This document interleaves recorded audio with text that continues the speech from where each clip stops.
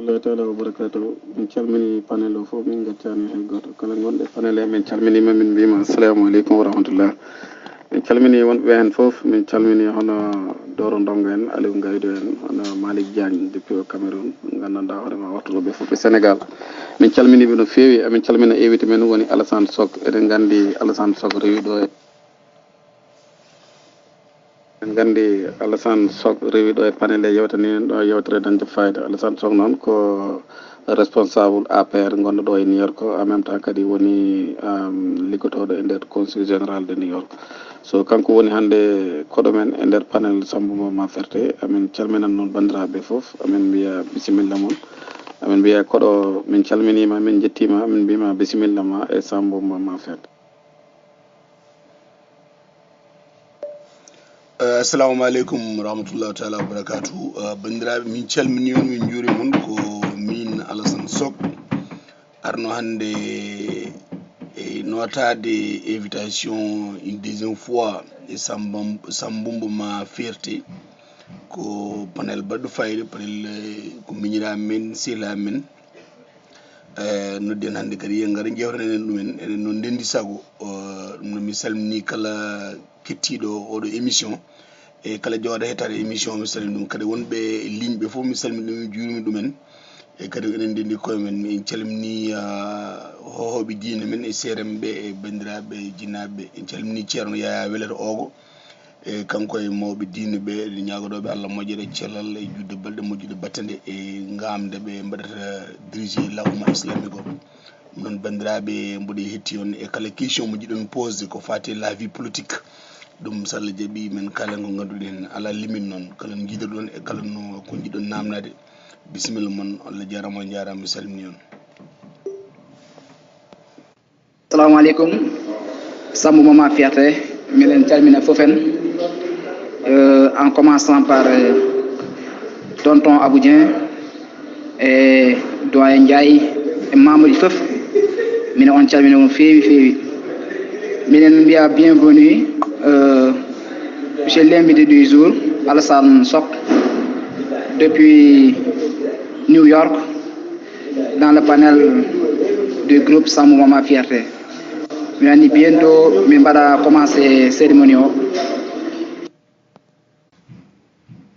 Assalamu aleykum, min calmini koɗo, min mbima bisimilla e Sambou Mama Ferté. e Samba Sène min calminima no feewi e koɗo men nani ko Alassane Sock. Joni wondande bandiraɓe rek dañɗo ko lamdi e affaire politique ɗo yarata Sénégal fof no wawi namnade bo, so mi sikki mo waɗi disponible o wattu ɗo heɗade yewtere nde no feewi. So amin mbiya yimɓeɓe bisimilla moon, keɗoɗen no feewi, waɗa ko ƴettuɗen hen inchallah. On jaab. Merci beaucoup tonton. En fait première question mo gandantuma ɓeɗe ɗum dañño pour lamdade actuellement ni minen fof minen jiine conseil constitutionnel waɗi o yaltini liste provisoire candidat aux élections présidentielles. ɗon ɗo coow no heewi. est ce que on liste provisoire so waɗama confirmé dañata conséquence ɗi gandantuma ɗum daña e nder Sénégal. On situation politique hono gouvernement o foti darado ha waɗa recadrer vraiment la paix au Sénégal pour que vraiment élection ji ɗi wona élection yo transparente. A jarama, Allah jarama e oɗo question mo namdiɗa concernant la liste provisoire. Je crois que liste provisoire o ko waɗɗum émettre ko conseil constitutionnel. Eɗen gandi leydi Sénégal jogui ɗum ko loi, jogui ɗum ko justice, kadi yimɓeɓe hotoɓe mbaɗe buure. Wona président Macky Sall jogui liste o, wona président Macky Sall waɗata publier liste o, wona président Macky Sall waɗata parrainage. Nde o noddi dialogue national, o noddi ɓe haalni ɓe ko ɓe jiiɗi wadde ko. Eɗen gandi aussi nde wiya présidence, nde wiya élection présidentielle, presque plus de 100 partis ɓe jiiɗi wadde déposer leur candidat. Mais il faut tamiser, il faut mbaɗa filtrer. Parrainage o c'est la meilleure des solutions de wadde yimɓe waɗ ɗum ɗumen filtré par ce que sa ƴeewi ko kewno e législative o fodde 47 listes pour étudier par exemple les bulletins de vote ɗum Sénégal aɗum aux États-Unis c'est des tonnes. Je donne un exemple. Les bulletins de vote au Sénégal, dans le Côte d'Ivoire, donc dañi hay avion baɗum affecté, c'est l'avion militaire qui a amené ça. C'est des tonnes et des tonnes. Et ça coûte d'énormes moyens. C'est des milliards pour imprimer et pour des gens qui ne peuvent même pas avoir 1% de l'électorat sénégalais. Donc, ce que tu as dit, a yiɗi wonde président. Wiyama parrainage, il faut jogoɗa daña 58 000 voix. Minimum 0,8 à 1%. Ça donc dañje 58 000 voix des Sénégalais, mais en Hollande va diriger le Sénégal. Ça veut dire que c'est la comédie. Donc, so wadama, totama, yam déposé de 27 candidats déposés. C'est parce qu'ils ont reconnu la loi. Ko conseil constitutionnel jogi droit ligade hen. Ɓe mbaɗi déposé, ɓen mbaɗi liggéey mumen kalni ɓe. Ben mbaɗi mbi voilà kaari waɗani qualifié kaari waɗani qualifié donc noon neɗɗo so waɗani qualifié waɗi reconnaître la loi waɗani qualifié wiyama o yahani ene foti jabde yahani ɓennani donc la loi waɗi reconnaître que provisoirement ko 5 candidats donc on nanmi ko 5 candidats joni noon soko tawi ɗum waɗama reconnaître hankkadi no jaɓama ɗum ɓenni est ce que leydi ndi ma deeƴo walla deeƴata bo aɗa andi force reste à la loi leydi ndi hay goto funti hay goto wawa wadde semer la terreur dans ce pays là. Le Sénégal est organisé, il y a la force de la justice, il y a la force de législative et l'exécutive, mais aussi il y a la force du système judiciaire, mais aussi leydi ndi jogi ɗum ko la loi. A wawa wedde pina tan mbaɗa mbiya welma kadi yimɓe kadi hay goto funti goɗɗo ɗon a wawa an ka opposant jaga ɓiɓɓe ma na ɗum e janggoye États-Unis walla janggoye France walla janggoye banggue goɗɗo ande grande université jaga ɓiɓɓe janame o gara ene mbaɗa manifesté lawol ene mbare walla ne piye lifuji walla police e directeur men joni yimɓe hay goto ha gaka kamɓe waɗawɓe ɗum ɓe haalaɓe ɗum ɓe jogui tan ko haala so wiyama janggo ɓe jaa ɓe mbaɗa manifesté ɗo en place Obélisque hay goto ɓe yahata on a vécu l'expérience nde ɓe jeehi ɗo en nde policier kam fof ɓe dok donc ɓe jiiɗi ko yo ɓiɓɓe janam ɓe jaa mayoya ɓiɓɓe mabɓe jooɗo galleji mabɓe hay goto mabɓe addata ɓiyum waɗa ɗum en tête de groupe yo jaa manifestation donc ɗum hoto payani ɗum ɗon hoto kulen ɗum ɗon ndiɗe leydi c'est un pays organisé, un pays où la force reste à la loi, où la loi reste à la force aussi.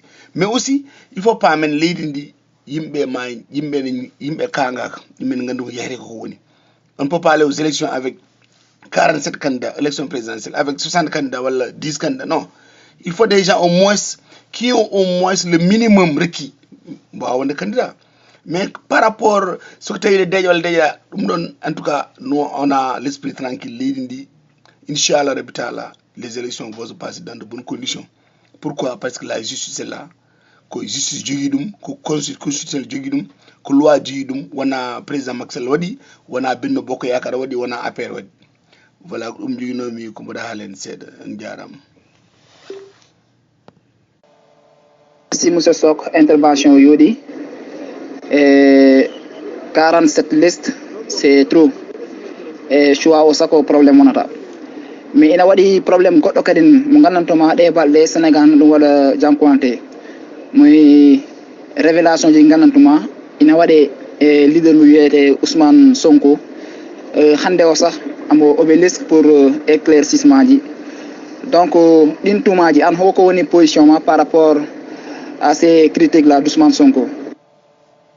Mo waɗat excuse o noon ko séréer ka ɗo pular o laaɓani noon foof mais je pense très bien que monsieur Sok et les autres ɓe mbaɗat comprendre ko jiɗmi ko haal quoi. E ko noon tigi mi faami tigi ko kalɗa ko pular laaɓɗo ceer kalɗa ko seera noon ɗo pular e ko noon haalpulareɓe seeraɓe gotum kadi leydi ndi enen fof ndeni ɗum question mo namdiɗa joni ko fade des révélations sur des leaders politiques. C'est bien d'ailleurs. Rendi neɗɗo so waɗi aspirer à diriger un pays il faut yimɓe ƴeewa hol kanko d'abord il faut y mettre des investigations et sur sa personne, sur sa moralité, sur sa situation. Est-ce qu'on est de peudo? Est-ce qu'on est de bad de jup?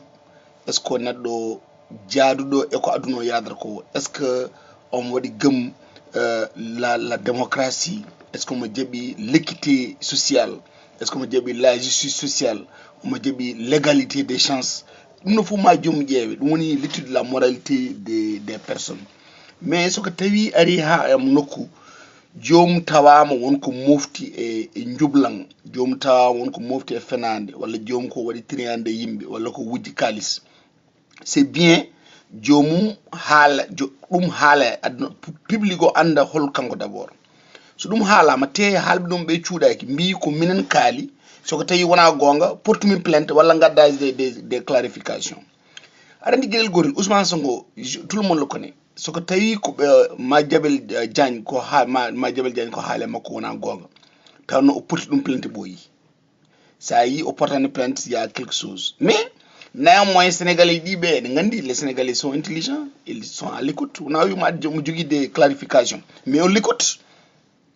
On l'écoute, moi il y a des clarifications. 1, 2, il y a l'OFNA qui est là, il y a des services de renseignement qui sont là, il y a des services de contrôle qui sont là. Johnny, il mène ligo et dum faut bi liga dumbe. On écoute les organisations qui sont chargées des investigations, des organisations qui sont chargées du contrôle du système financier. Johnny, ben kam badi devoir men c'est des citoyens sénégalais. En jiɗi ko moƴƴe leydi ndi ko en jiɗi Sénégal kala jiɗɗo wadde candidat tawne waɗi ene feewi tawne ene kabarum no laaɓi joni ɗum wadde woodi ketɗen les organisations qui sont chargées du contrôle du système kanko wima jogui des clarifications yo yaltin clarification makko mbaɗani ce qui est sûr soko tawi ko haala ko wona gonga walla ko waji ɓe kalama ko gonga l'administration là, la justice là va trancher. Mais John, en tout cas, on l'écoute. By the way, on des clarifications. Tout le monde l'écoute. Mais à la dernière minute, à moins 2 mois des élections présidentielles, il a acquis un candidat à la course. Sous ça, donc, mais néanmoins, voilà, merci beaucoup. Merci, M. So. Point goɗɗo mo jinmo wadde poser question woni côté justice parce que vous connaissez que la justice sénégalaise est beaucoup critiquée. Donc c'est un domaine un peu sensible. Hande o position homo wala appréciation homo dañon e au justice Sénégal parce que y a des dossiers yo xamantene e mbiya ko président Macky Sall tegiyan koy ngal mum. Il y a également des épinglés comme le directeur du poste, le directeur du COUD, Centre des universitaires de Dakar. Nous avons bien que le président de la République tegiyan koy ngal mum. Donc nous avons appréciation homo dañon étant donné que le président Macky Sall orata wonno prôner une gestion sobre et vertueuse.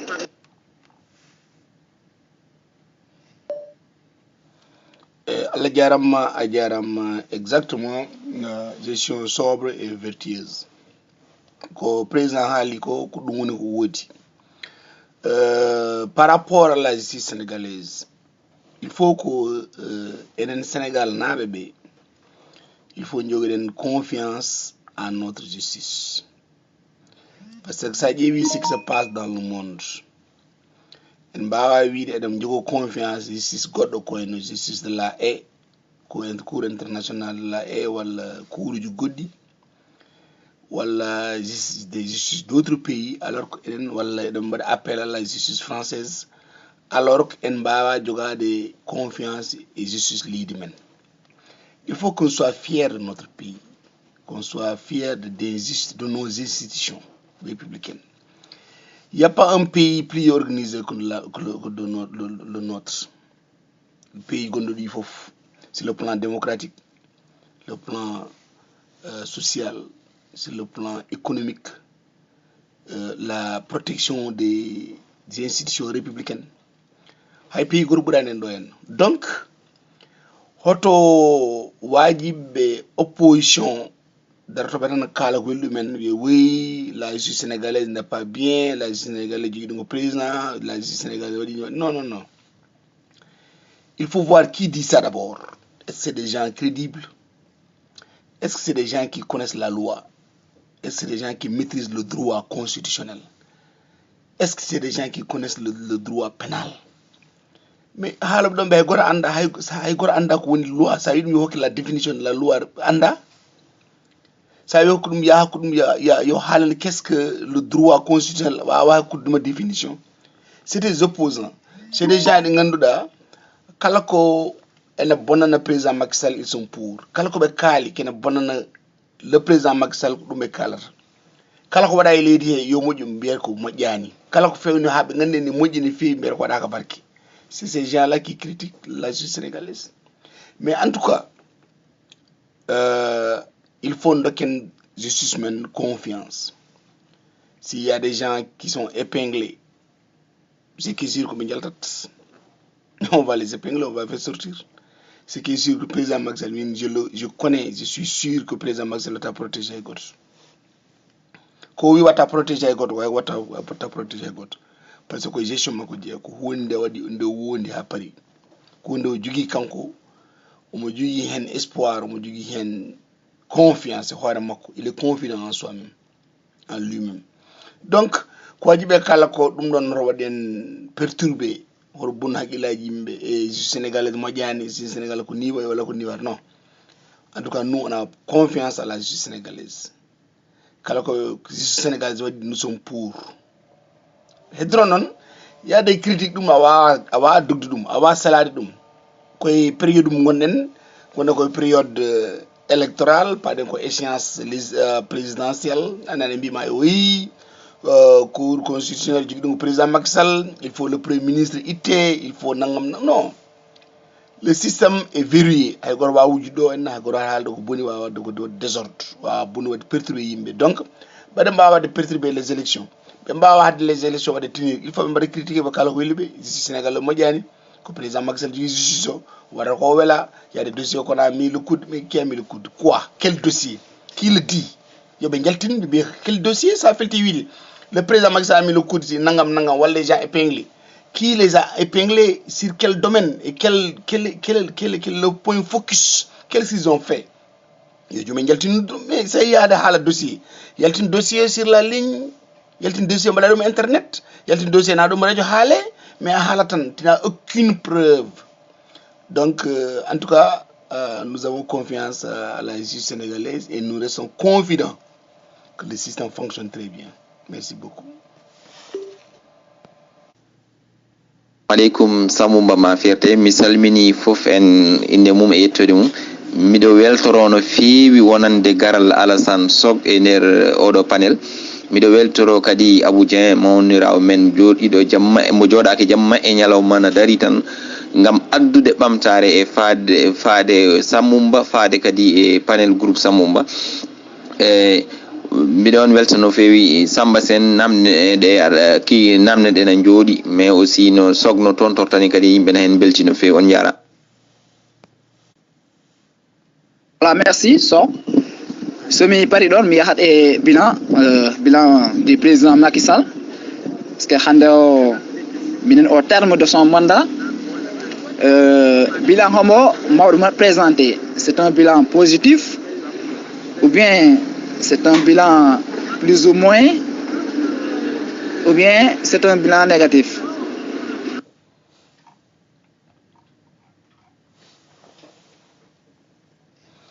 Jarama no feewi sen garti bilan du président Macky Sall mbaɗa andi temps men danteno heƴata kalen kala ko waɗa ɗo en mais on va procéder d'une autre manière. Au lieu de énumérer, je crois que ce n'est plus la peine. Parce que quand le Sénégal n'a pas, kala neɗɗo jiyo wondude ma saɗa wonde président Macky Sall et ça wondane président Macky Sall fof aɗa andi kam Sénégal kam nana ligge ɗum kam neɗɗo fof kam saɗa jaɓi sa jaɓani ko président Macky Sall ko aɗa andi kam omona liggo sen kaali seeɗa tan mais enen on va parler de par volet.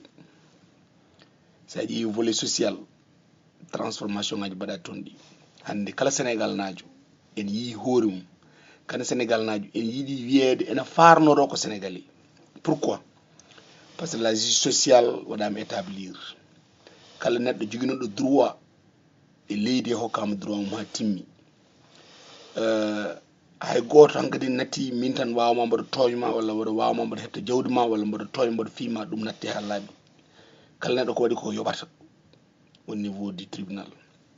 Deuxième chose, kala hande neɗɗo jogiiɗo gono sénégalais ene jogui gueɗal sénégalais sa ƴeewi ɗum woni la carte d'égalité des chances kala neɗɗo jibinaɗo sénégalais jibinaɗo omo jogui chance so yiɗi gona ɓi ministre yiɗi gona ɓi un berger so yiɗi gona ɓi un bijoutier walla goɗɗum so yiɗi gona ɓi premier ministre onon fof poti chance ko sénégalais ka sénégalais kala ɓurɗo liggade ɓuuri hebde donc ɗon déjà c'est ça l'équité sociale.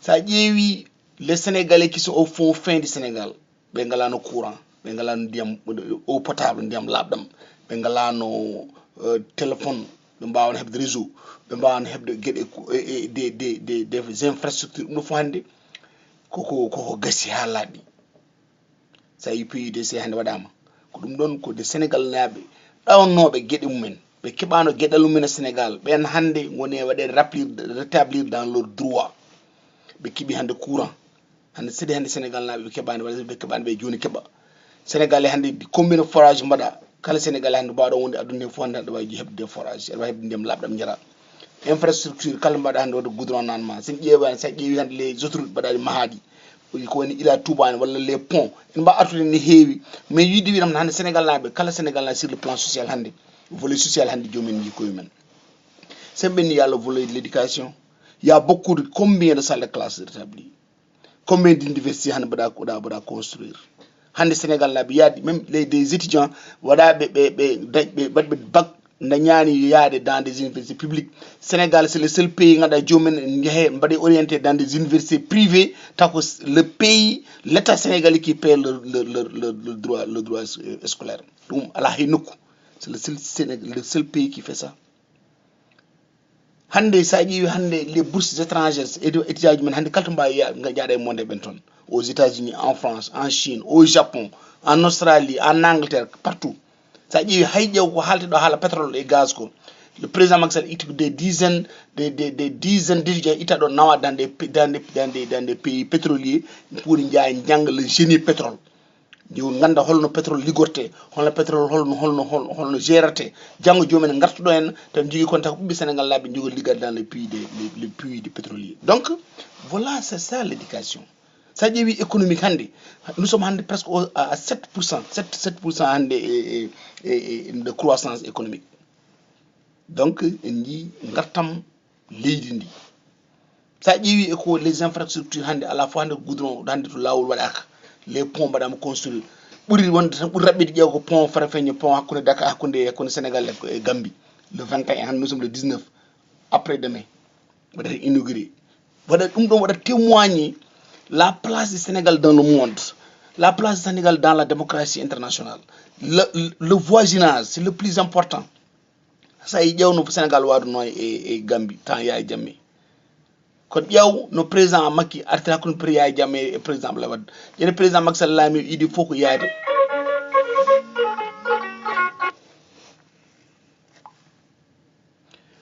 donc président Macky Sall nde laami yiɗi fof yaade yiyoyde Gambinaɓe hande o waɗi pont hande avec l'accord du président Adama Barrow ils ont établi un pont pour hollude le voisinage Sénégal Gambie en woni au bon fisc ɗum noon ɗum ko seeɗa e gueɗe ɗi ganduɗa yimɓe mbawi haalde sa ƴeewi hande infrastructure nationale ɗi waɗani yimɓeɓe guila sport éducation santé hande e hôpital uji Sénégal hande kala jeeyaɗa may toon scanner may toon noon des appareils sophistiqués Sénégal naji hande fof yi hoɗum mais le plus important ko impact ko waɗa ko sur le peuple sénégalais hande Sénégal naɓe hande en jii koyemumen Sénégal najo hande hersata wiide ko Sénégal najo en tout cas à mon avis et l'avis des Sénégalais le bilan est très positif le bilan de 7 ans est très positif c'est pourquoi nag président Macky Sall namni deuxième mandat et d'ailleurs ko ɗon mbaɗirta transition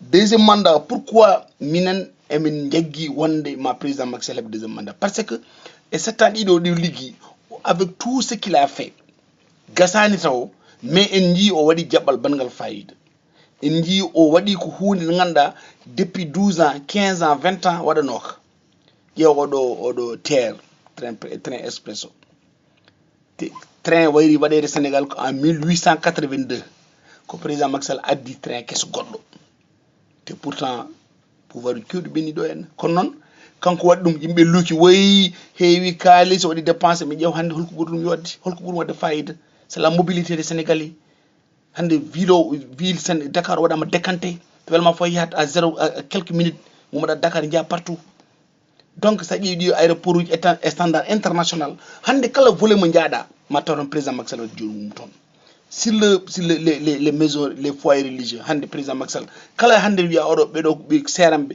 ko moƴƴuɓe ko yimɓe jogiɓe diine ɓe ko tambiɓe diine ɓe ko haalaɓe haala Allah o watta jungo makko waɗi construire les foyers religieux ala fof kala partout mo jaaɗa Sénégal Casamance au sud au nord à l'est à l'ouest kala to jaaɗa hande ɗo ko foyer religieux président Macky Sall yeehi toon waɗi hen jungo mum teddiniɓe andiniɓe diine o diine ɗi fof ko gotum enen fof ndendi say chez les chrétiens nos amis nos parents chrétiens kono waɗi ko waɗen les musulmans ɗum waɗen les chrétiens par ce que kanko c'est l'équité yimɓe fof poti e leydi ndi so waɗi dañi gartam dañi ngaalu yimɓe fof poti yiide hen koye men poti andude leydi ndi alɗi donc ɗum tagui noon eɗen namno yimɓeɓe yo mbattu haqqillaji mumen ko waɗa ko eɗen jiiɗi continue ɗum président Macky Sall gaynani Sénégal to yiɗi nawde Sénégal ɗo gasani taw wonko fuɗɗi wawa gas sonan dañen deuxième mandat sen deeɓi deuxième mandat emin keeɓi haqqi nous sommes confidents nous sommes très confidents ɗum ɗo ko jaareten ɗo hande sen keeɓi 5 ans goɗɗo watti ko waɗi ko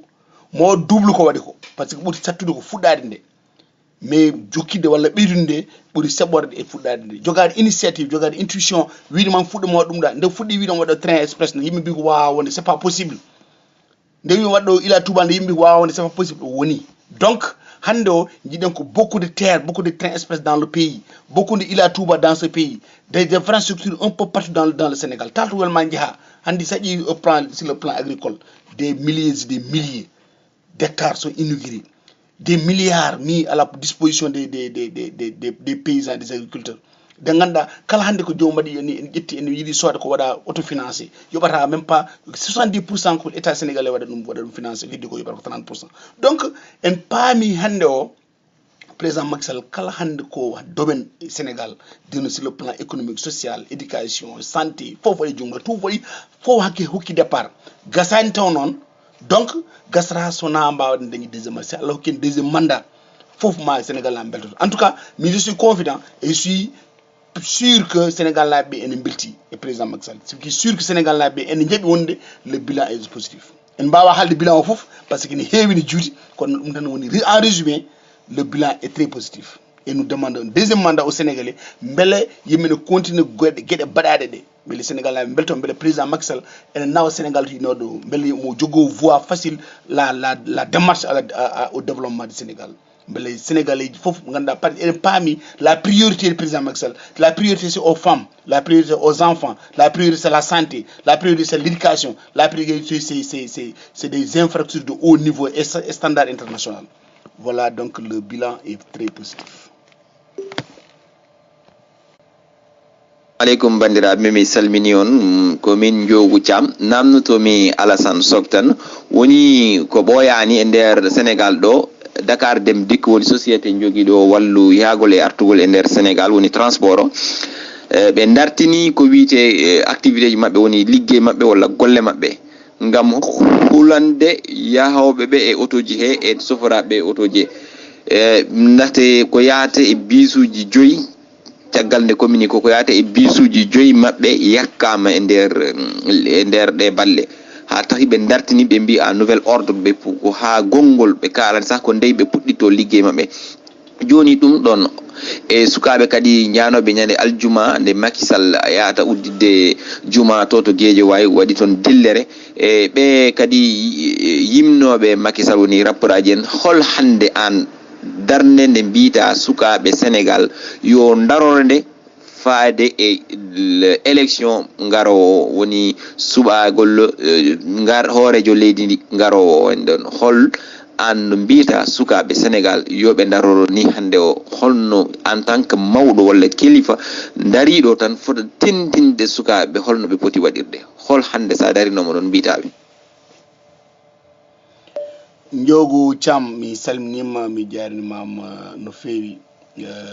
Il faut paamen Sénégal ko enen fondini Sénégal il faut yimɓe ɓe ganda Sénégal wona président Macky Sall ji Sénégal président Macky Sall e an o Njogu Thiam e mino enen poti Sénégal o ɓuranimi Sénégal o ɓuranimi Sénégal joguiɗa ko carte d'identité nationale sénégalaise joguiɗa ko extrait de naissance sénégalais joguiɗa ko identification sénégalaise ɗum mo jogui ɗum joguimi hande to woni ɗo aɗa wawi wonde ɗon en tant que jeune so Allah hokki newnima aɗa wawi wonde président de la république du Sénégal sans problème to woni ɗo mboɗo wawi wonde ɗon goɗɗo wawi wonde ɗon sukaɓe heeloɓe bisuji ɓe goto e mabɓe ne wawi wonde ɗon kono noon il faut paamen del gotel leydi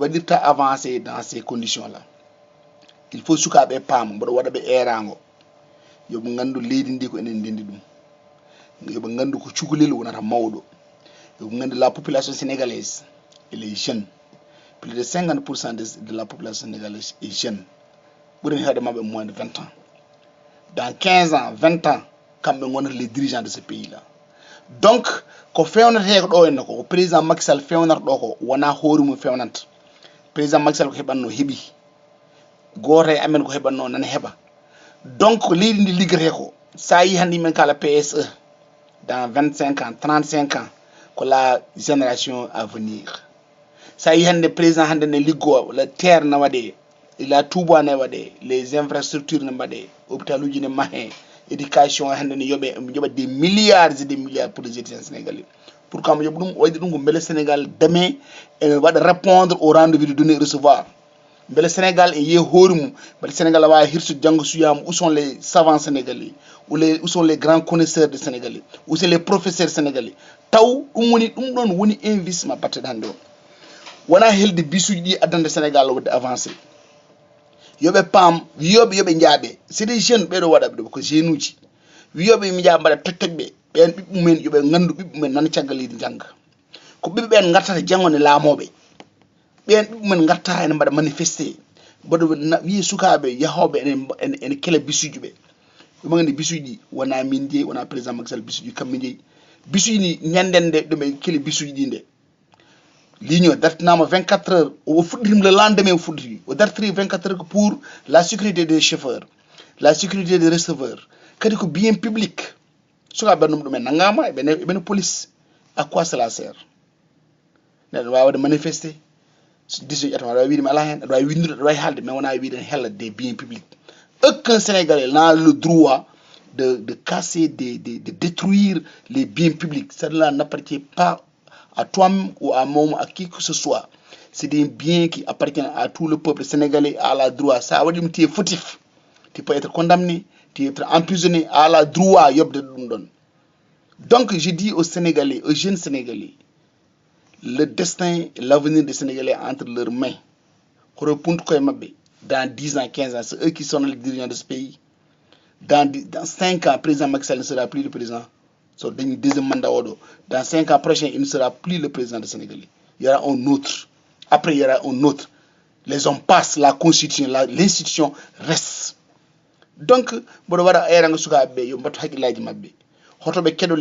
opposants,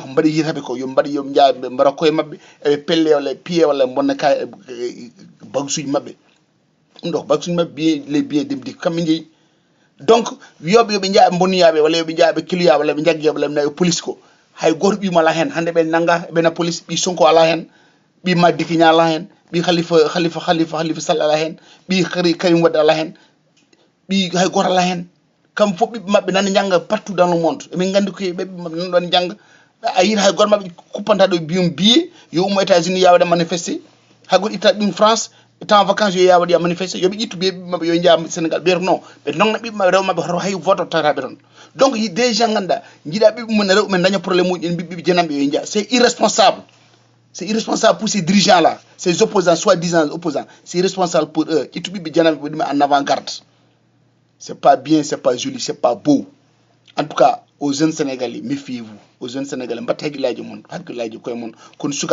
vous êtes l'avenir de ce pays-là. Connaissance, gandal, diriger l'île.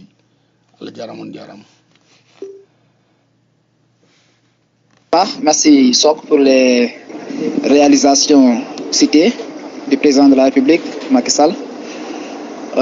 Taux de croissance, beaucoup de Sénégalais me sentir en croissance. Parce que je prends l'exemple du pôle urbain de Diamniadio. Il y a des urgences. Le président de la République nous a des calices pour financer nos fébis. Ko dum don permettre la population de retrouver gestion aujourd'hui le gouvernement va exécuter parce que la population le monde rural il y a des problèmes parce qu'il y a des villages enclavés, il y a des villages qui jusqu'à présent l'électrification fait défaut également.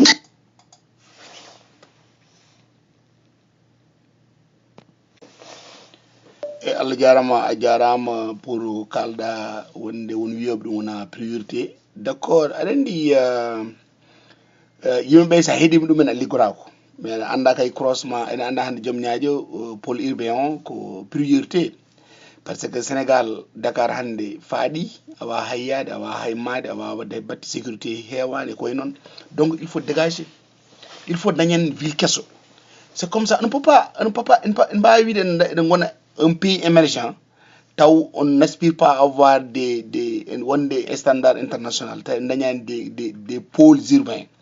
Il faut une ville nouvelle et pour cela il faut travailler, il faut l'émergence. Quand ça dit il faut que d'accord ça se m'a critiquer hadani kam il faut ne pas le pôle urbain c'est une bonne chose. Ça dit par exemple le monde rural, d'accord le monde rural mi haali dum nane ça y hande ɗum ɗon wiyete PIDC waɗama aɗa faami ko programme d'urgence ko programme d'urgence mo ganduɗa président Macky Sall nde o ƴeewi ɗum nde o tawi ko le Sénégal malgré waɗi dañi des transformations économiques sociales nécessaires pour un pays émergent mais malgré tout ça o yi l'état Sénégal et les partenaires de développement ko mbaɗi ko fof population ha joni waɗi population ganduɗa ne jogui des problèmes au niveau rural du problème accès aux services sociaux de base avec de grandes disparités régionales et du difficulté d'accès aux facteurs de production accès insuffisant au financement faiblesse du capital humain faible participation du secteur privé ɗum ɗon tagi mo wadde PIDC yonnade leydi he hande PIDC waɗi nan liggo wonta hunde wawde law gotol men hande ko la majeure partie ɓuuri hewde hande sa yi programme hande Sénégal naɓe wonnoɓe au fin fond du Sénégal nan jogui hande ndiyam jogui bannama des forages bannama électrification rurale sa ƴeewi l'électrification jogui ɗum ko le monsieur Baba Diallo il est en train de faire un bon travail au fond du Fouta au fin fond du Ferlo walla de la Casamance hande jomumen ne jogui électrification ne jogui des forages ne jogui des inverse ɗum woni PIDC hol rôle mum par ce que président wi ko ɓayde malgré ko watte ko foof ko gouvernement waɗa ko fof ha joni wonɓe jeena koye men o waɗi parallèlement o addi PIDC beele yimɓeɓe en jehen koye men kono kay par rapport wonde wona priorité omo andi kay président andi wonde le monde rural ene won disparité ne itti ha laaɓa ɗum woni addinede PIDC joga addede beele yimɓe ne jehen koye men te PIDC ne liggoye mbaɗa fayida sur le plan infrastructure forage nan mahe électrification nan waɗe partout hande au Sénégal seulement non ko hemɓe goni gasani taw wa gasula gorol mais ils sont en train de faire un bon travail voilà merci beaucoup monsieur Sow les réponses sont très claires machallah question goɗɗo mo jinnooma posé parce que c'est un constat général beaucoup de chefs de parti et de mouvements mbaɗi rejoindre la mouvance présidentielle pour vraiment se servir hein, je peux dire ainsi parce que hande ɗum on tan tagi hewɓe ne yiɗi wadde créer mouvement de contestation pas pour dañde ambition ji pour leydi ndi mais pour kala mbaɗa révélé mbaɗa créer boucan voilà après le président no wawi noddude document poste après voilà après nga noppi dum non joni ko miijo hongo dañɗa e ɗum noon parce que ça devient de plus en plus récurrent.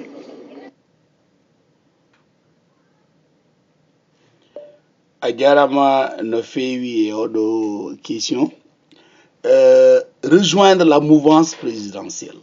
Bon, il y a deux volets. Il y a le volet État-nation, il y a le volet parti politique.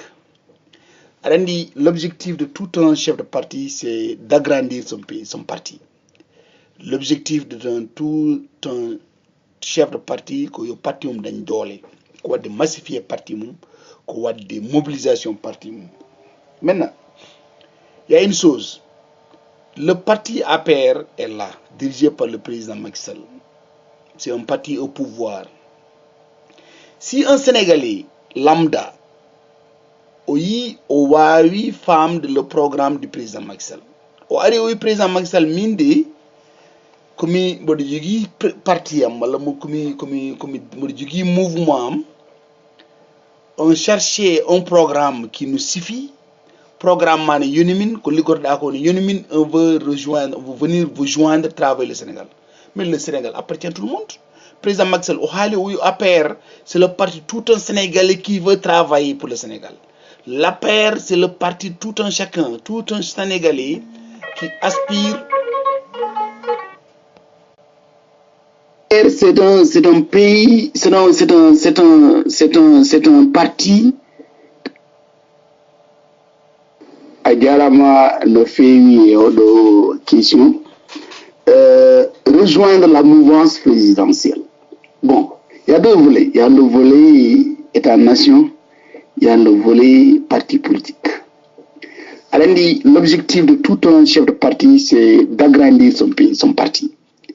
L'objectif de tout un chef de parti, c'est que parti de massifier le parti, de mobilisation parti.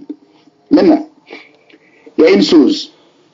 Le parti APR est là, dirigé par le président Macky Sall. C'est un parti au pouvoir. Si un Sénégalais lambda oui femme de le programme du président Macky Sall. Le président Macky Sall mindi comme parti am comme mouvement on cherchait un programme qui nous suffit. Programme man Yonimin ko ligorda ko Yonimin veut venir vous joindre travailler le Sénégal. Mais le Sénégal appartient à tout le monde. Président Macky Sall APR, c'est le parti tout un Sénégalais qui veut travailler pour le Sénégal. L'APR, c'est le parti tout un chacun, tout un Sénégalais.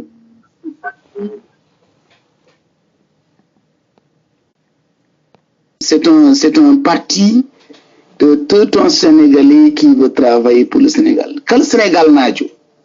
Jiddo Sénégal yaare yesso. Kala Sénégal najo? Jiddo yide Sénégal ne ena pamto. Jiddo yide le développement du Sénégal.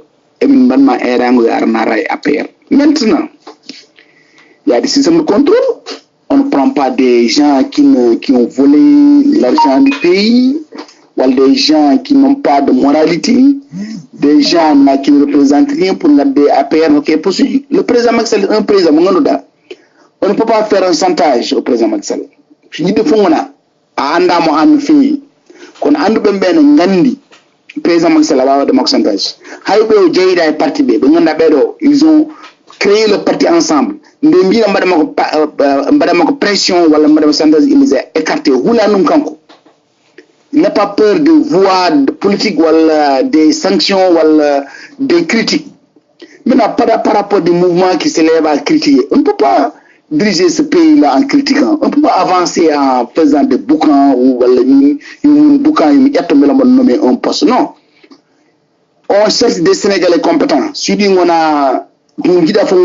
on peut savoir ce que tu peux faire quelque chose pour l'État sénégalais. Si tu es important pour l'État sénégalais, tu peux apporter quelque chose, mais tu es bienvenu. Le Sénégal appartient tout au Sénégalais. Ce que tu as dit, le Sénégal, le président Macky Sall et gérer les Indies. Sur le plan économique ou social, il a de bonnes idées pour l'avancement de ce pays-là, de bonnes idées pour le développement de cette nation. Mais tu es bienvenu. Mais ça, c'est l'État. Maintenant, en dehors de la gestion des affaires de l'État, il y a le parti. Nous sommes des éléments de l'APR. Ce que nous voulons, c'est agrandir le pays, le parti. Mais quand même, c'est vrai, c'est la patrie avant le parti. Mais le parti, on doit l'agrandir, on doit le massifier, on doit le mobiliser pour le parti. Parce que le parti, le président Macky Sall. Après le deuxième mandat du président Macky Sall, l'APR va continuer. Maintenant, pour que l'APR continue, il faut qu'à partir de maintenant, qu'on travaille dans l'APR. Quand le dit on a ça arrive, on a arrivé à un poste. Non, ça arrive, il faut prouver. Tu es venu à des connaissances, tu es un ingénieur ou tu es un expert, ça arrive, tu veux travailler, tu peux ne pas être dans la paire, il y a président Maxel, tu lui suis, tu peux faire quelque chose pour l'État. Il y a le goût pour l'État. Tu ne peux pas faire quelque chose, mais tu peux faire quelque chose pour le parti, c'est totalement séparé. Donc, mais quand même, néanmoins, Haïgor va créer un mouvement, ou des bouquins nommer un poste ministériel, un poste de gouvernement. Non, là, les gens sont bienvenus, ceux qui veulent travailler, les gens qui aspirent au développement de cette nation, les gens qui reconnaissent l'idéologie du parti, les gens qui reconnaissent la démarche au développement du président Macky Sall, vous êtes des bienvenus. Pour massifier le parti, pour ensemble qu'on travaille le Sénégal, pour ensemble qu'on cherche le bien-être social du peuple sénégalais. Voilà, je vous remercie. Merci beaucoup, Sok, parce que ça y est une question. Il y a l'exemple de Tunkara, président de la République, et Khandeo, nommé par le président de la République. Il y a pas mal également de responsables de partis dans les régions, dans les départements, opposition, le président va faire le gouvernement. Au moment où depuis la création du parti, mais jusqu'à présent, il y a affaire. Donc, là, c'est un problème. Si vraiment on veut agrandir le parti, si vraiment on veut fidéliser les gens, le président Maxence, je pense très bien qu'il faut changer une stratégie de responsabiliser les gens. Assalamu alaikum Sambu Mama Fiorte. Mi salmini on mi juurima on no feewi. Mi salmini ɓe gonɓe panel fof ɓe gonɓe nder Sénégal ɓe gonɓe caggal leydi. Min beltanima on no feewi. Min mbaɗa remercier aussi monsieur Alassane Sok o wona koɗo e o panel parce que o wari ɗo e amuni ɗo warti encore nden noon monsieur Sok minen no mbiya a jarama min beltima e maɗa komin monsieur Ndiaye Idi donc min beltima e maɗa no feewi min mbaɗa remercier aussi tous les membres connectés e o mbaɗa interview monsieur Sen Samba o haali ko séréer kaalowo Pulaar voilà nden min beltima e maɗa no feewi voilà monsieur Thiam Diogo o waɗi intervention ay denndi mana min beltano aussi monsieur Dieng Abo et tout le peuple de la diaspora. Merci beaucoup. Ceerniiɗi Ndiaye min salminima min juurimama min kattimama min jiwnima ko noon paama kam séréer o maccuɗo halpuloreɓe o vraiment ko gorko tiɗɗo noon séréer kalero no Pulaar a fuujata ko telɓata o waɗi il est en train de faire un bon travail quand même vraiment kono min calmini min juurimama no feewi maintenant cas mo haali o scène mo le cas de Tunkara mo haali o c'est pas un cas mo ganduɗa. C'est vrai que le président nomme un conseiller, mais le nom d'un conseiller à titre personnel, quand on dit hol jondoma wadde conseiller, c'est différent d'un fauteuil ministériel. De voilà, anti-gère un département ministériel prend des décisions au nord. Mais car min hande mboɗo wawi nomde an conseiller makko walla min nomde quel que soit positionnement social walla positionnement goɗɗum mbaɗa aɗa yunimo wonde e miijo ma aɗa yunimo walla miijo ma aɗa neɗɗo ko haala ko eko ko nanta neɗɗo haala ko eko woni ko walla ko wawi kon wawi wasi wonde gonga walla wasi wonde gurum kono ɓayde Tunkara yunimo en tant que conseiller ɗum c'est personnel ɗum ala ko mbaɗen haaldene batte ɗum c'est personnel kono kala ko par rapport wadde frustré yimɓe walla yimɓe ganda wonde ɗum ɗo kadi il faut nommer des gens compétents aussi mbawi wiide wona APR tan on prend on copte des gens on les nomme à des postes de responsabilité mais il faut que ces gens là et au minimum qu'il soit qualifié à ces postes là. C'est ça, c'est ici des choses à yimɓe paama ɗum neɗɗo saɗa hokke poste kadi aussi yarata wawani ɗum tunkara ko woni tunkara ko fof walla ko celɗan ko fof aɗa andi kam neɗɗo kam si ha woni professeur université comme déjà normalement omo jogui des bagages intellectuels donc ce président nomim ɗum kadi c'est pas surprenant, il faut les gens comprennent. Voilà ɗum tan jinnomi haalde hen quoi. Alaikum monsieur Sok ko min jogu ci am rek hande dañ mi namnal ngal cohluma min namnade e nder haala Aboudien an ka responsable APR gonda kadi to consul général bo New York ton gonda e diggade namnato miren ndax sénégalais be wurobe caggal leydi ndi ndax kambe abe ji'a ko e mabbe e programme ndax laamu Sénégal nabe watturi e programme uji mabbe wonande kambe kodde ko sibe do be kodata do sibe dañi problème koddo ki e galleji mabbe wala sibe dañi problème wonande liggey mabbe wala sibe dañi problème kayta wala rafi cial ndax sibe dañi dum ndax laamu Sénégal na watturi ben don ha daranade be ha kambe be mbasa hen tinde tampereji kewdi ndax dum don laamu Sénégal na watturi ben don yaltubi leydi.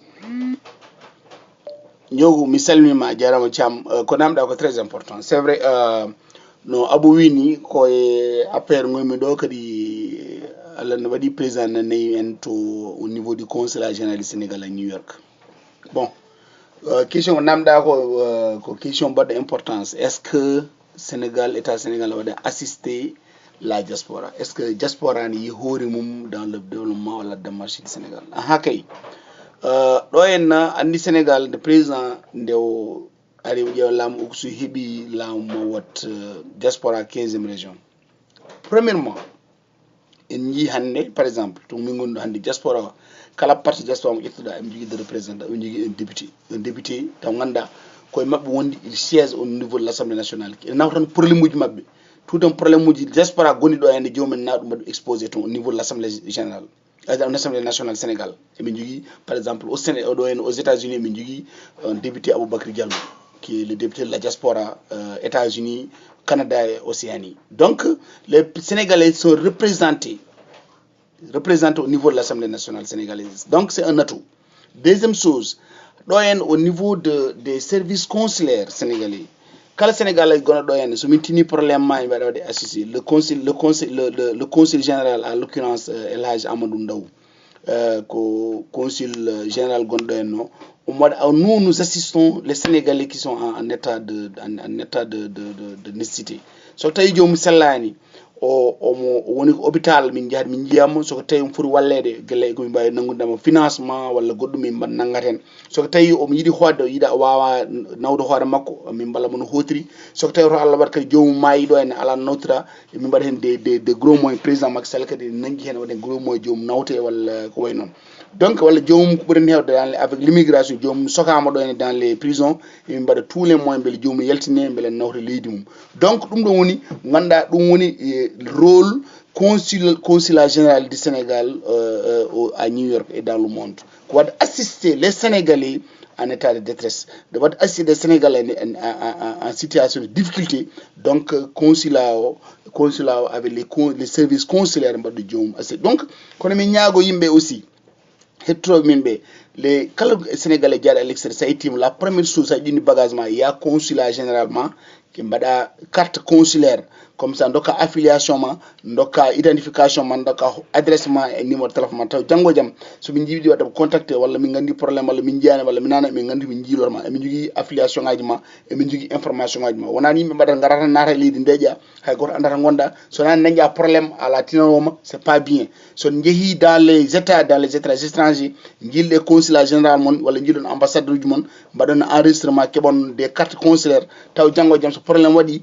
les services consulaires mbawi wadde assister ene mbawi wadde yilade walla mbawi yiitu toon kono gam par rapport est ce que min jii koye mabɓe aha kay les Sénégal les diaspora en jii koye mumen e développement Sénégal en jii koye mumen la gestion du Sénégal ils participent par d'une manière directe ou indirecte et ils participent par la voix de leurs députés représentants. Ils sont assistés par les voix par les services consulaires, ils sont assistés par le consulat général du Sénégal à New York.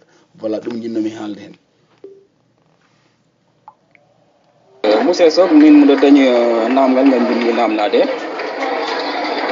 parce que aɗa élection so wiyama rek ene dañi ko mbiyata ko situation préélectorale mais aussi ne dañi importance trop yimɓe mbatta kakkillaji mabɓe la situation post électorale e o time ɗo hakkillaji deeƴa no feewi sa waɗi analyser situation politique o parce que la situation est importante ko ñinnomi namnade rek le 31 décembre le discours à la nation du président de la république woodi journaliste goto lambiɗo président de la république ndax o ƴettata organisation des élections présidentielles wiyete ɗum e jungo ministre de l'intérieur mais la réponse du président de la république était la suivante en terme wolof duma ko def est ce que a jaggani ɗum ɗon ko ɗum arrogance walla ko hono jiiruɗa on réponse on.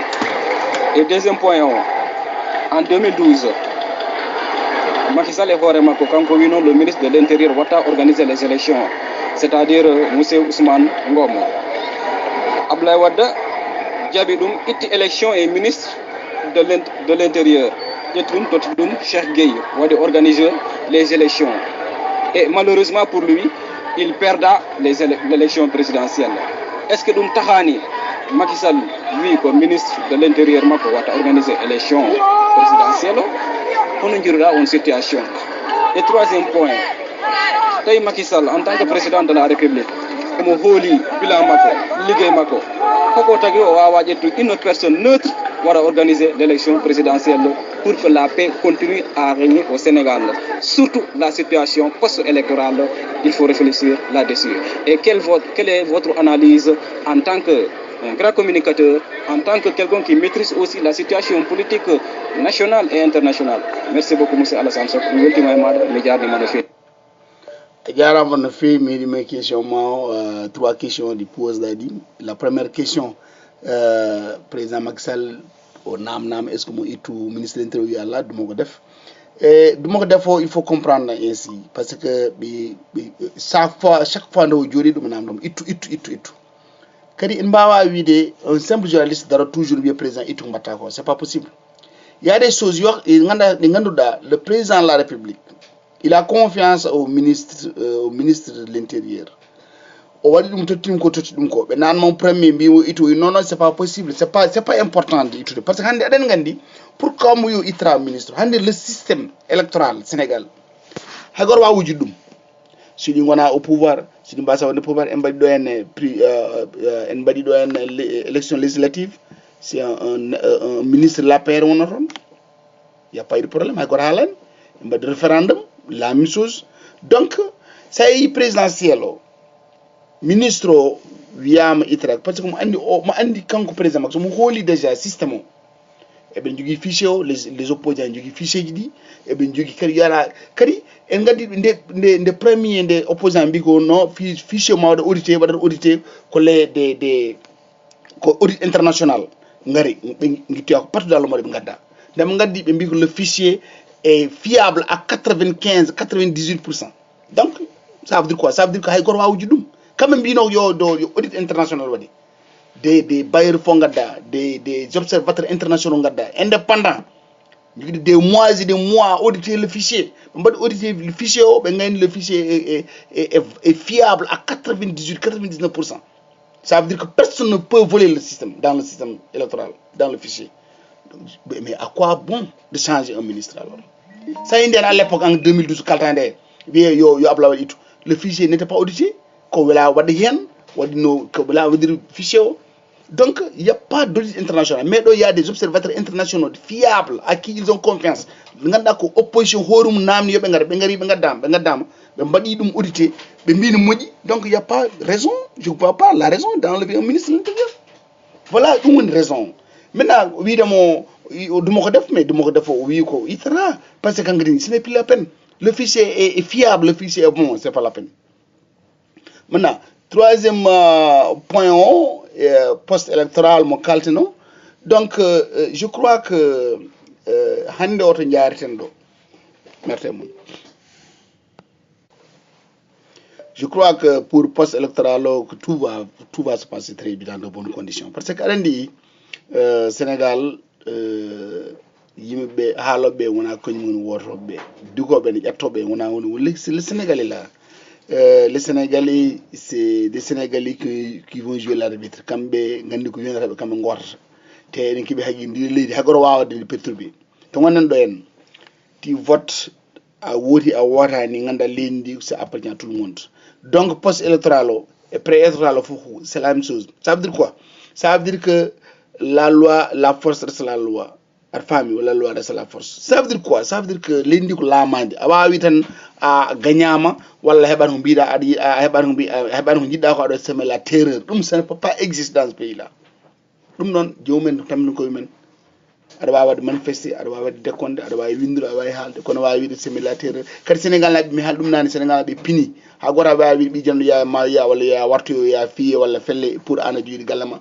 aɗa icci ɓiɓɓema aɗa mofti ɓiɓɓema mbiya ɓiɓɓe janama yo jaa mbartoyo maintenant les rapports que kalata ko c'est des gens ganduɗa ko jeeya ko opposition hefdoɗon ƴetto président c'est pas sérieux c'est pas correct c'est pas sérieux c'est pas honnête le président c'est avant tout une institution wiide président fenal ɗum ɗoni c'est pas sérieux il faut les gens sénégalais il faut ɓe jangga netanade lamɗo leydi en yimɓe sénégal ami hewɓe ganduɗa holko woni lamɗo leydi lamɗo ko institution awa hebde tan e galle ma mbaɗa ƴetta audio ma aɗa ƴetto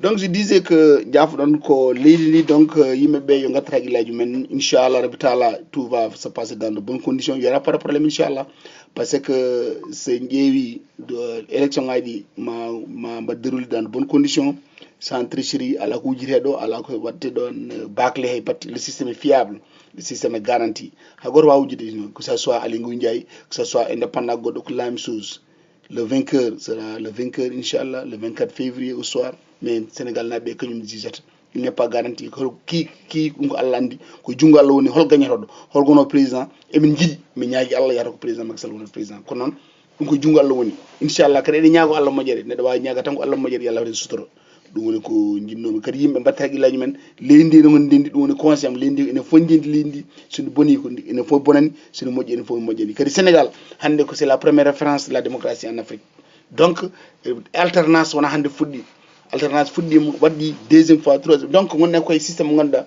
tout est garanti donc tout est garanti donc ala ko couleur nenen ala ko payre nen inchallah tout va se passer très dans de bonnes conditions merci beaucoup. Voilà, merci beaucoup, M. Sow.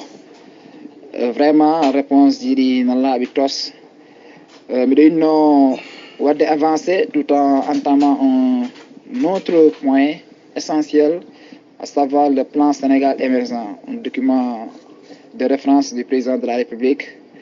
Hande on a bouclé phase 1 haut. Oui, d'abord les fonds à hauteur de 2000 et quelques. Finalement, on a arrêté 7730 milliards. Là, déjà, on voit un excès. Et comment vraiment jugez-vous ce texte-là?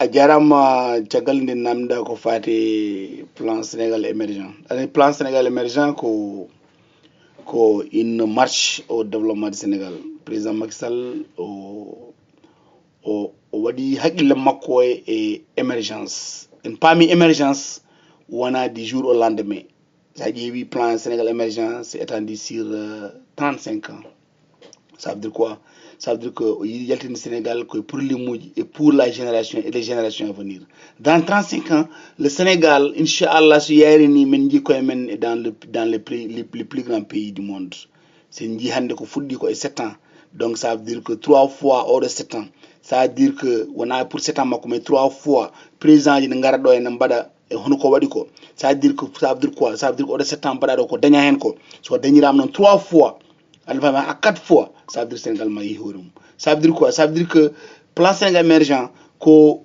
une vision de développement dans 35 ans pour nos fils et nos arrière-fils ça veut dire que Sénégal ma change d'une manière mo ganduɗa future génération aroɓe tampara no tampirɗen ni ma kañumen ma ɓeydoyde hen goɗɗum taw ganduɗa wona ruttade hande dans des infrastructures walla ruttade dans des hôpitaux walla dans des écoles ɗum ɗon koko pasata kasi donc sa ƴeewi maintenant affaire ko financement oji ɗo o yano ƴeewde ko fodde 2800 et quelque o dañi toon 7000 et quelque ça veut dire quoi ɗum ɗon ko réflexion mo communauté internationale jogui confiance mo communauté internationale jogui e Sénégal confiance mo communauté internationale jogui e président Macky Sall sa ƴeewi holluma on exemple à 2 mois 3 mois des élections de l'élection présidentielle sa yi communauté internationale felliti walla jogui hoolare tottude président Macky Sall ɗum ko ñamade ñamlude Sénégal fodde 7000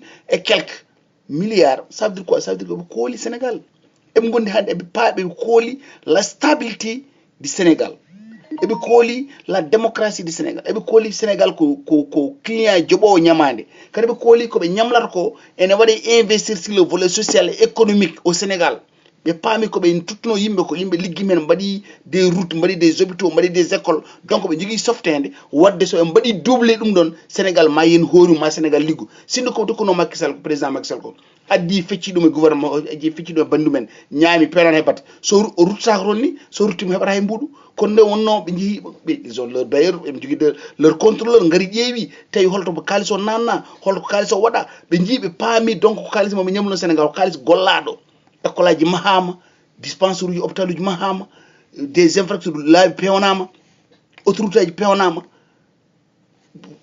e ville uji kesi pewnama Promoville PUDC hôpital ndiyam fewnama électrification fewnama donc ɓe paami donc soɓe ñamli Sénégal ɓuuri ɗum ma président Macky Sall fewno ha ɓuuri ɗum ɗon donc ɗum ɗon ko réflexion confiance moɓe jogui président Macky Sall ko réflexion confiance mo communauté internationale jogui Sénégal ɗum ɗon noon woni oɗo financement Allah jarama jarama. Voilà, merci beaucoup, Monsieur Alassane Sok, responsable politique APR New York. Minen on jetta no feewi. Vraiment, cela a été un très grand plaisir. Très grand plaisir même de partager avec vous ce panel très riche. Questions et répondre que vous très franchement, les orientations également sont au rendez-vous. Mention spéciale à vous. Merci également à mon tonton Aboudien depuis États-Unis. Mine on jetta no feewi, mine on duwano Allah ko jiɗɗon ko e leydi e ambition ji dañɗon ɗi e leydi e kadi Allah walla on ha mbaɗon ɗi réalisé. Minen jetta également participant ji ɗi foof doyen Idi Ndiaye le doyen Ndiogou Thiam. Minen on jetta no feewi, vraiment affaire o yooɗi et merci encore une fois monsieur Sok. Panel vraiment c'est très riche. Merci beaucoup. A jarama monsieur Sen liggéeyma rewi lawol no feewi nde won noon yewtere welata tan ko taw ko jewtiɗo ne anda ko namdo ko namdata ko namde badde fayida kadi ko hay mo nanoma ne haalna aɗa jogini ɗum expérience aɗa jogini ɗum gandal donc mboɗo jarnoma no feewi e collaboration par ce que neɗɗo goto wawi yewtude il faut yimɓe gona ɗiɗo walla ɓe ɓuuri ɗiɗo nde ɓe mbawa gullude golle ɗe min mbiyami tan ko mboɗo waajo on mboɗo wiya on yon ɓeydu tinnare Sambumba ma liberté ko panel baɗɗo fayida wona tan question politique ko une manière d'éveiller la jeune génération ko à chacun sa manière de participer à chacun sa manière de participer au développement du pays, à la démarche de ce pays-là. Leydi ndi ko enen ndendi ɗum mon fof ma waɗen junggo mum waɓe haalde ɓe kaala waɓe wadde mbaɗa conscientisé ɓe mbaɗa conscientisé waɓe wadde ɓe informé ɓe mbaɗa informé donc yimɓe waɓe no mbaɗon ko ɓen leydi ndi ne sohli la jeunesse mbaɗo mbaɗon mboɗo jarno miñam Abou Dieng ko neɗɗo katante mo yaafo kam noon mi wona kewɗo tan no feewi ñande foof ko mi wiyamo eyi mi wasa arde kono noon omo rewi hen tan wonno mo andi omo faami grand makko ko ene jaggi haɓɓude kadi so Allah ne andi sinno wonano nous avons pris des engagements en mbaɗi 2 heures temps par exemple 2 heures 15 minutes eɗen mbawno wadde 3 heures temps de 4 temps mais j'ai pris déjà des engagements ɗi ganduɗa somo gayni joni mboɗo foti wadde mboɗo jogui 2 émissions mbaɗen animé dans d' autres panels sonat ɗum eɗen mbawno wonde ɗo en ha jamma y a pas de problème on est ensemble mais hasoko semaine prochaine jiɗɗomo artuɗo kadi on est ensemble vous êtes mes frères je vous supporte et kadi on travaille ensemble kala liggoɗo enen fof liggoɗen ko leydi ndi yo yaaru yeeso donc mboɗo jaar noon mboɗo waajo on yimɓe rutinare eɗen mbaɗa lancer un appel à la massification, un appel à la mobilisation, un appel à l'information, une bonne information.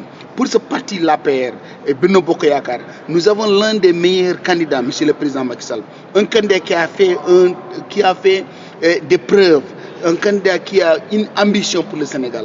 Le président Macky Sall a prouvé l'ambition. Son ambition c'est quoi? C'est les femmes, la promotion de la liberté, la promotion de la démocratie, la protection des institutions républicaines.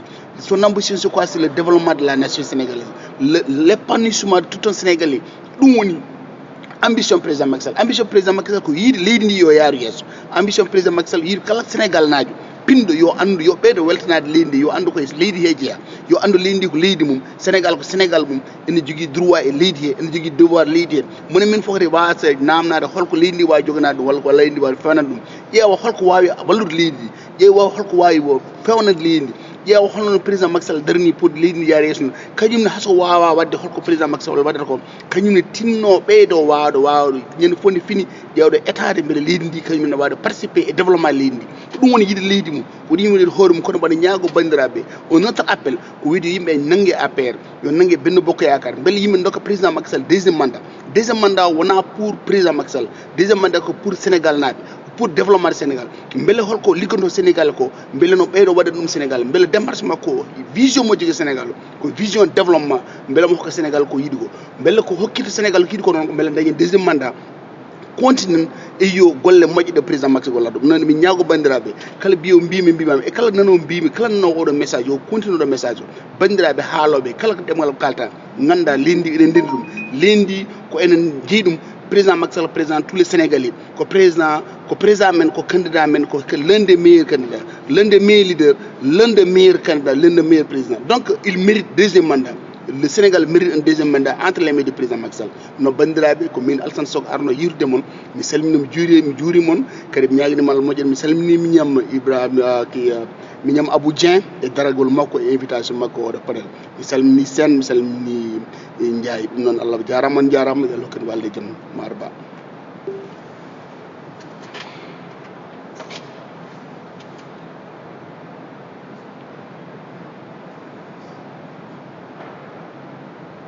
Assalamualaikum, mi salmini panel o fof, miɗo salmina hono gramen Alassane Sock. Yewtere ma dañi fayda no feewi. Mi salmini hono monsieur Samba Sène aussi, lamdema dañi fayda no feewi. Min calmini on vraiment yewtere nde dañi fayda no feewi noon. Min mbi Alassane vraiment a jarama, et puis kadi a waɗi ko gowɗa wadde e panel aji he e radio ji he. Dak miɗa andi temps ma heewani, vraiment a ƴetti temps ma fof a totti min, so min mbima rek merci beaucoup, thank you so much.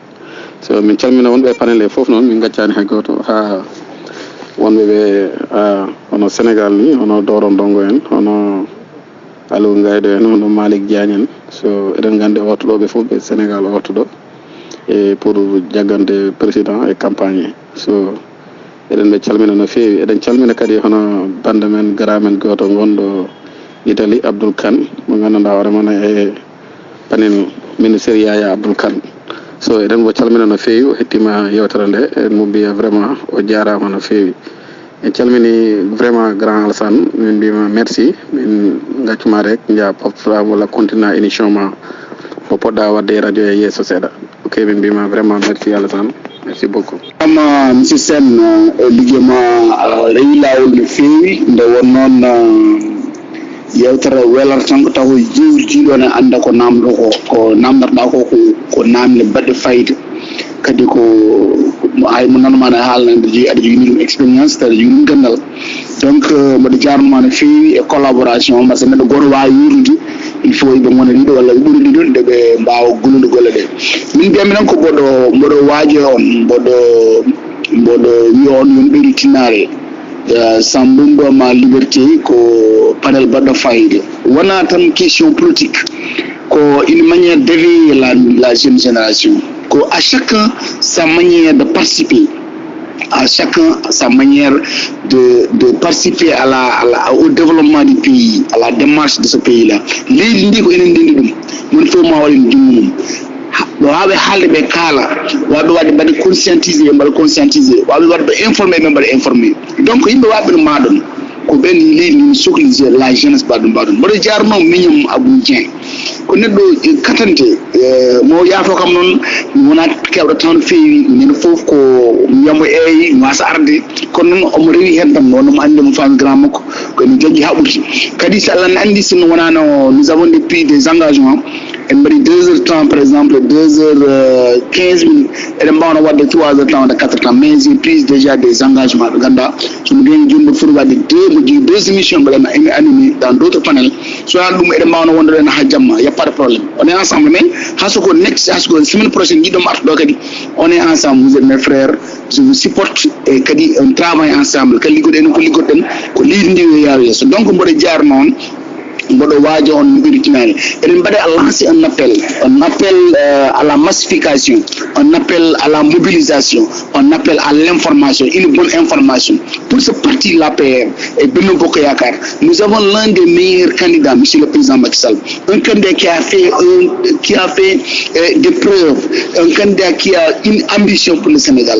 Le président Macky Sall a prouvé l'ambition. Son ambition c'est quoi? C'est les femmes, la promotion de la liberté, la promotion de la démocratie, la protection des institutions républicaines. Son ambition c'est quoi? C'est le développement de la nation sénégalaise, l'épanouissement de tout un Sénégalais. Ambition président Macky Sall ko yiɗi leydi ndi yo yaaru yeeso. Ambition président Macky Sall yiɗi kala Sénégal naajo pinɗo yo andu yo ɓeydo weltanade leydi ndi yo andu koye leydi he jeeya yo andu leydi ndi ko leydi mum Sénégal ko Sénégal mum ene jogui droit e leydi he ene jogui devoir leydi he minen min foti wawata namnade holko leydi ndi wawi joganade ɗum walla leydi ndi wawi fewnande ɗum ƴeewa holko wawi wallude leydi ndi ƴeewa holko wawi fewnande leydi ndi ƴeewa holno président Macky Sall darni pour leydi ndi yaara yeeso kañumne haso wawa wadde holko président Macky Sall waɗata ko kañumne tinno ɓeydo wawde ñande fof ne fini ƴewde état de mbeɗa leydi ndi kañumne wawde participer e développement leydi ndi ɗum woni yiɗi leydi mum ko ɗum hoore mum kono mbaɗa ñaago bandiraɓe o notre appel o wiide yimɓe nangue APR yo nangue Benno Bokk Yakaar beele yimɓe dokka président Macky Sall deuxiéme mandat wona pour président Macky Sall deuxiéme mandat ko pour Sénégal naaɓe pour développement du Sénégal beele holko liggando Sénégal ko beele no ɓeydo waɗa ɗum Sénégal beele démarche makko o vision mo jogui Sénégal ko vision développement beele mo hokka Sénégal ko yiɗi ko beele ko hokkita Sénégal ko yiɗi ko noon beele dañi deuxiéme mandat continue e yo golle moƴƴuɗo président Macky Sall walla ɗum noon min ñaago bandiraɓe kala mbiyo mbimami e kala nano mbimi kala nano oɗo message yo continue ɗo message o bandiraɓe haaloɓe kala ko ɗemgal kalta ganda lendi lendi ko enen jiiɗum président Macky Sall président tous les Sénégalais ko président men ko candidat men ko l'un des meilleurs candidats, l'un des meilleurs leaders, l'un des meilleurs candidats, l'un des meilleurs présidents. Donc il mérite deuxième mandat. Le Sénégal mérite un deuxième mandat entre les mains du président Macky Sall. No bandiraɓe ko min Alassane Sock arno yirde mon mi salmini juuri mon kadi mi ñaguinimal moƴƴo mi salmini ñam Ibrahima mi ñam Abou Dieng e daragol makko e invitation makko oɗo panel mi salmini sen mi salmini Ndiaye ɗum noon Allah jarama yo Allah kadi walle jaam marba.